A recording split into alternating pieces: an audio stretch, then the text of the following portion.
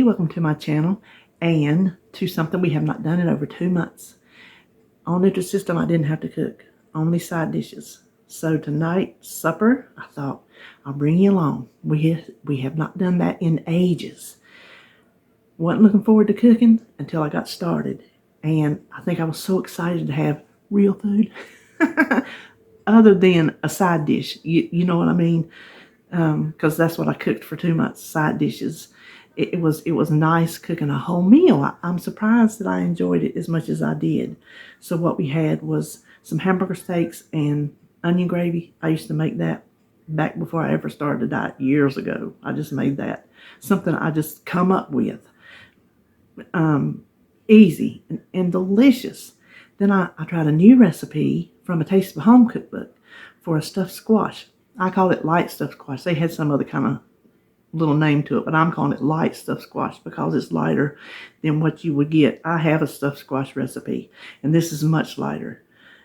This doesn't have sausage. It doesn't have hamburger. It doesn't have stuffing mix. It doesn't have a gobba cheese, but it's delicious. It turned out wonderful. I'll make it again. And then just some everyday ordinary cabbage. So let's eat, y'all. First thing we're going to do is start on our stuffed squash. So I'm just making 4. I only need 2 squash, and this is about just a medium-sized squash. So just put them in your pot, whatever size pot fits, and cover them with water. This is not boiling water. I'm just using it instead of carrying it to the sink. I might need more. They're floating. Let me see. Okay, they'll go under. Now we're going to slide. Isn't that some good camera work? We're going to put this, I'm going to drop it on, I'm going to stick it on high. Let this come to the boil. Boil them 10 minutes, something like that.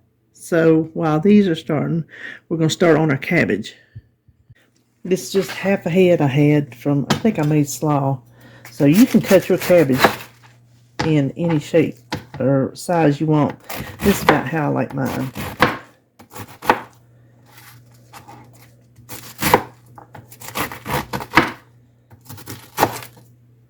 So to me, that's a good size. So I'm going to finish cutting this up. My pan should be heated. Now, the old days, this would have been bacon grease.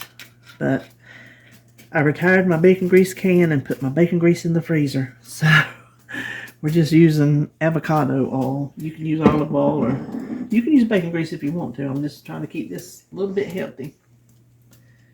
Then just add your cabbage. Nothing to it.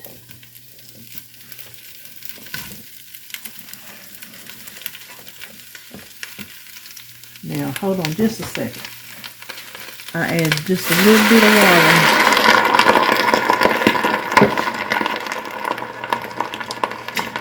I like to fry my cabbage, but I put the water in there to help steam it and cook it. Oh, there's a big one that didn't get cut. Let me cut that. So I'm going to hit it with just a little bit of house seasoning. Paula Deen's house seasoning. You can Google it or you can look at it on my website. I put it on everything. And then we're just going to leave this and just let it hang out. Okay, I just wanted to show you all the water has evaporated and cooked in. I don't know if you can see through the steam how the cabbage has started to whip. I will just turn this down and let it fry the rest of the way until it's as tender as I want it. Just come over and stir it every little bit so you don't scorch it to the bottom. And then these squash got a lot of steam here. They're kind of rolling around a little bit, but what I've been doing is coming over here and rolling them since they're floating. And I'm thinking it might take more than 10 minutes this size. So I'm going to test them at 10, and then I'll let you know, of course, when they're done, how long it took. Okay, I let these go 15 minutes, and I checked them with the knife, and you can pierce it pretty good. So what I'm going to do is I'm going to put them in this bowl of ice water. You don't have to, but I'm impatient, and I'm sorry, I forgot to turn the TV down. I'm impatient to let them cool because I just want to get this done. You can let them cool to the touch where you can, because we're going to cut them in half and scoop it out. You can let them cool naturally, or you can do it the fast way like me. So while those are cooling, we'll come over here. Our cabbage is done. You see I got busy and I almost got it brown, but it's done. And then what we're going to do while the cabbage is cooling is we're going to toast 4 pieces of bread. And let's see, toast. We don't want, well, I'm trying to think. This toaster gets it pretty doggone done. So we'll start on 2 minutes because we're going to chop it and use it as a stuffing.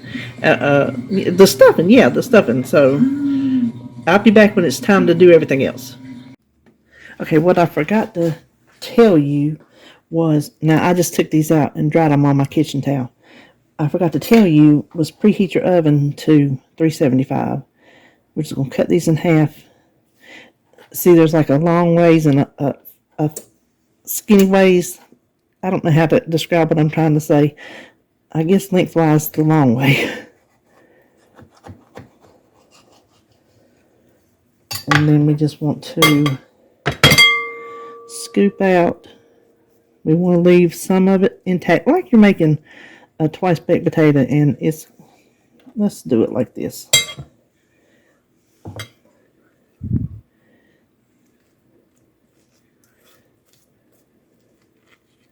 A lot of times when I'm scooping potatoes out, I use my grapefruit spoon, but I was afraid because I cooked these, I don't think I cooked them too long because, look, that's a lot of seeds. It's very seedy squash. It'll be okay though. But I was afraid the skins would be too tender and I would poke a hole in them. So I'm just going to finish scooping all these out on both of them. Okay, so I drained a lot of the liquid out into my sink. There's still some in there, but I think that'll help the bread not be so dry. Now I want to go ahead and season my squash with more of the house seasoning, because it'll take it. Now all we need to do is cube our bread. Let's see, where's my knife go? Let me show you this first. This are our little squash shells.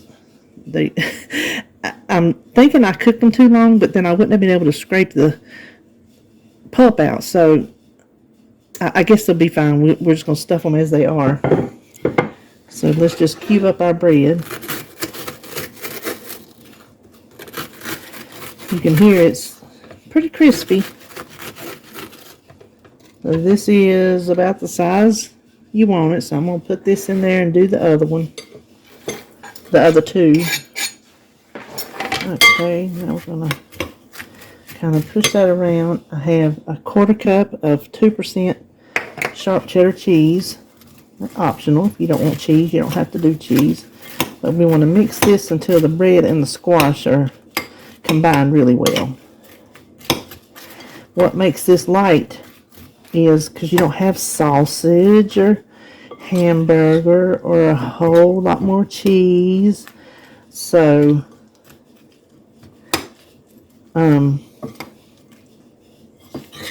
it won't have as many calories. And I'm just about to forget one important ingredient, so you hold on just a second. I was about to forget 2 ingredients. Boy, that was going to be a disaster. An egg and some onion.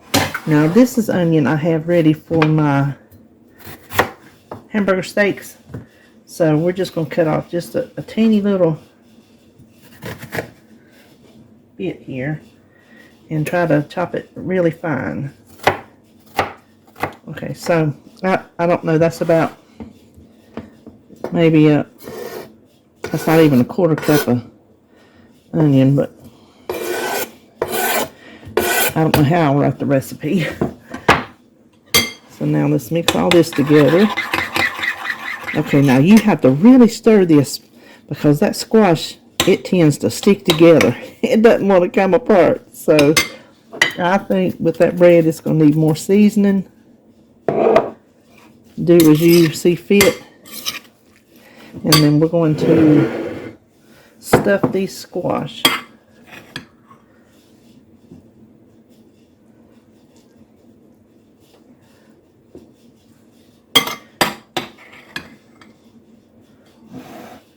Okay, we're going to cover this with some foil and bake it at, bake it at 375 for 20 minutes. And then we're going to take the foil off and bake it another 5-ish, 10-ish to kind of brown the top.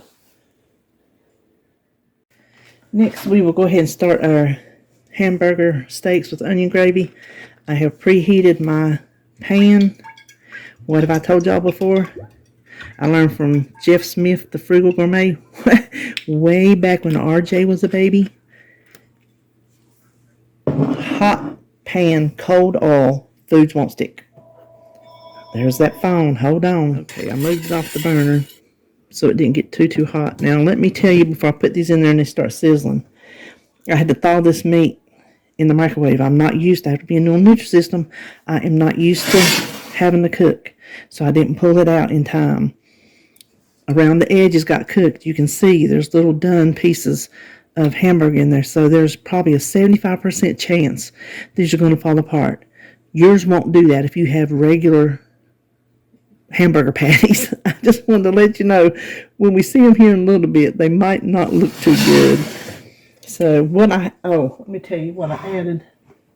I added some of this Montreal steak seasoning to the meat before I patted it.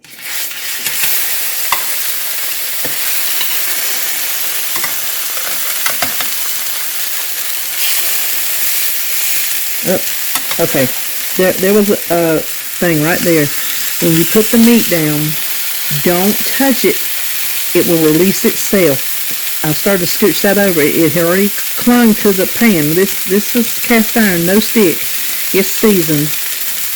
This will release its juices to release itself from the bottom. So don't try to turn it until it tells you to. And all we want to do is brown both sides. We're going to cook it. See, that's already falling apart. I knew it was going to happen. We're going to cook it the rest of the way in the gravy. So I'm going to let this hang out and do its thing until it's ready to let loose. While those are finishing up browning, we'll do our onions. This is how I like to do these for this particular dish, is vertical slices, just like that, just little half moons.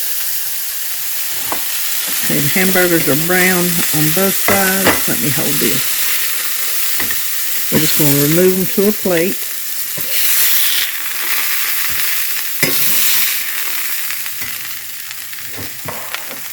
Set that aside. Now, I want to add just a little bit more oil to the pan. If you're concerned about it, then you can do as much or as little as you want. Now I'm going to get the little brown bits up. You can do that with liquid, but we're not ready to put the liquid in yet. So add your onions. Now we're just going to cook these until they are starting to brown, maybe a little bit, get tender. Okay, the onions have cooked. You see they have started to brown. They've gotten tender. Now what you want to do is sprinkle on 2 tablespoons of flour, just plain old all-purpose flour, and stir that around. Make a mess. Tastes better.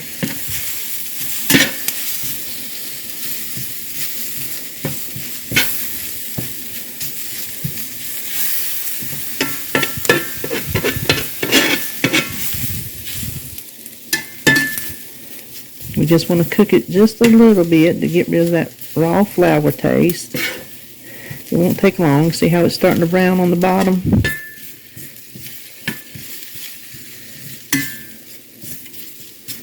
And I'll take a can of beef broth. I'm going to step around this camera and do 2 sides. and do a little at a time.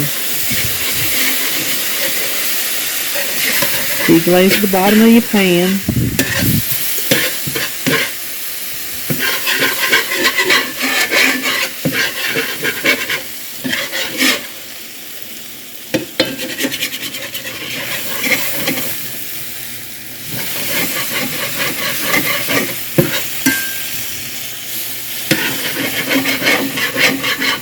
Okay, when you think you got everything off the bottom pretty good, go ahead and stir in the rest. Get that all stirred up. Make sure that flour is coming off of them onions. Then we want to put our little hamburger patties back in there. Get them down in the broth.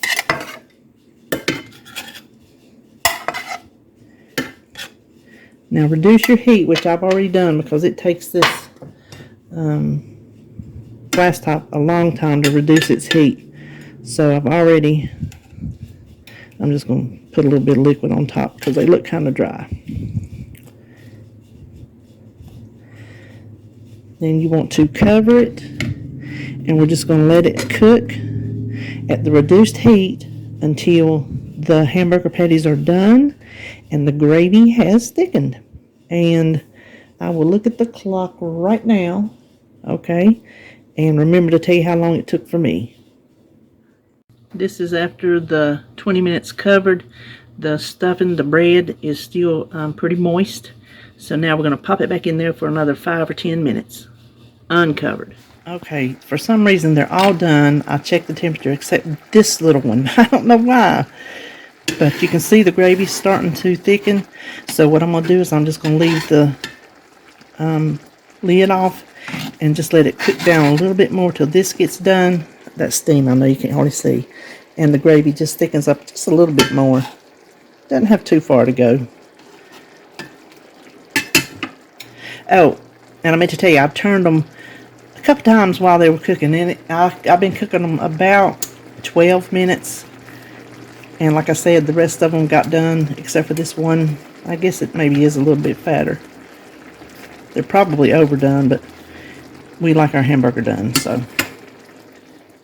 The other hamburger got done. Now this is thick as I'm going to make my gravy. I could let it keep going, but since I'm so early, before David gets up, I don't want it to set up too thick for him. So when I make gravy and it's early, that's what I do. I just leave it a little bit thinner than maybe if you're going to serve it right away. So while that was finishing, the squash got finished. It's still soft. The mixture is still soft, but it is a little bit browned on the top. So next thing to do is make my plate. I'll see you back there.